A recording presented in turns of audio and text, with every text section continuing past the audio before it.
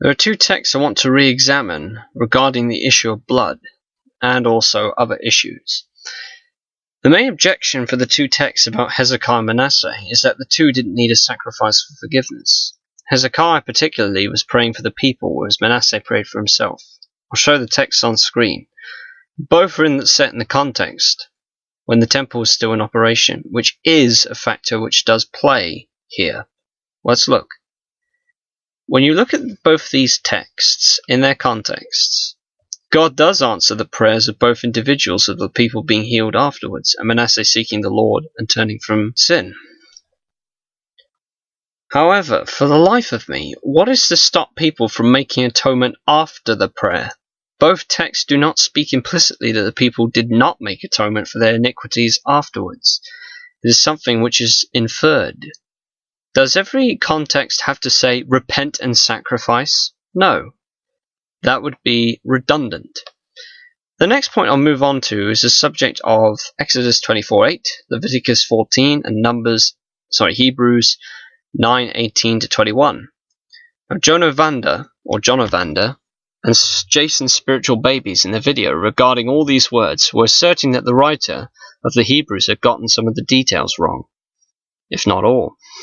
Interestingly, there is a simple answer to this issue provided by Robert Gundry in his commentary on the New Testament.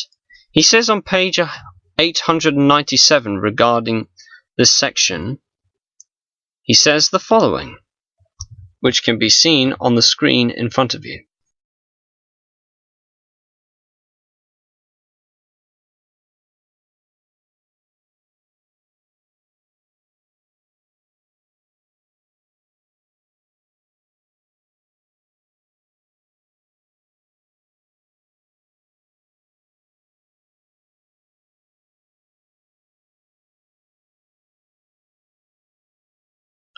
I will also add, though Jesus' throat wasn't slit, it was more to do with his blood being poured out. That is, compared to the animal being slain, considering the New Testament records have Jesus being scourged with a whip in the Gospels. Thus his back would have been raw with blood. Another argument that's been raised by both Usher Mazer and Funk Dude is Jesus being a burnt offering within the Old Testament. The New Testament writers utilized typology within their writings and spoke on how Jesus was prefigured in the sacrificial system, Sabbath, and other things within the Old Testament. It is not the method of how Abraham sacrificed the lamb, it is Isaac's substitution that Christians emphasize that points us to Jesus. Just as a lamb was a substitute for Isaac, Christ was a righteous substitute for us. That's the whole reason. But if you want to complain about the words keves and ayil, Mazer admits that keves can be used of a ewe or a ram. Now, as for the ram, later on when Abraham goes to sacrifice it on the altar, the ram with its head caught in thorns is a comparison to Jesus wearing a crown of thorns. That's the comparison made there as well. There's another comparison, or foreshadowing. Now, another point of contention is the third temple, which Ezekiel speaks of in Ezekiel 40 to 48. Why is there a resurrection of the Levitical priesthood, not to mention the presence of the Antichrist being seen in the third temple? It is possible that sacrifices resume in remembrance of what the Messiah has done, much like how Messianic Jews today still practice Passover amongst other things, though they believe Christ is the substance and the things of the law were shadows. I made this point of remembrance in my response to the author of Contra Brown, Yisrael Blumenthal, on his video about Acts 21.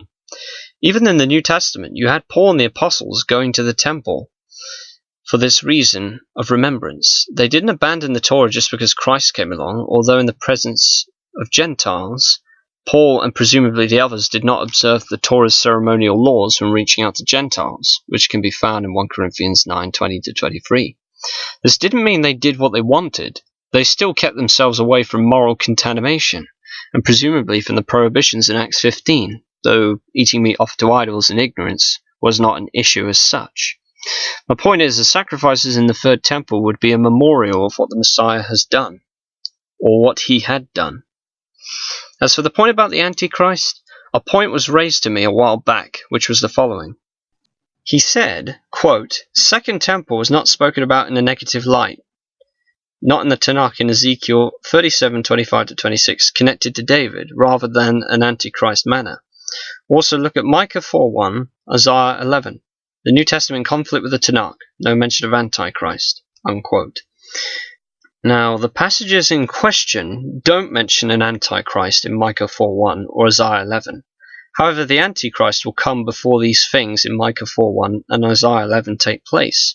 It is possible that the Antichrist will defile the temple before the Messiah returns, and after the Antichrist is judged, the temple was cleansed from the impurities. I would dispute, however, that Micah 4 and Isaiah 11 talk about a second temple. It's likely to be the third, although Anthony Rogers would disagree with me, but that's his view. I hope that some of the issues that have been raised have been addressed adequately, and I thank you for taking the time to watch the video.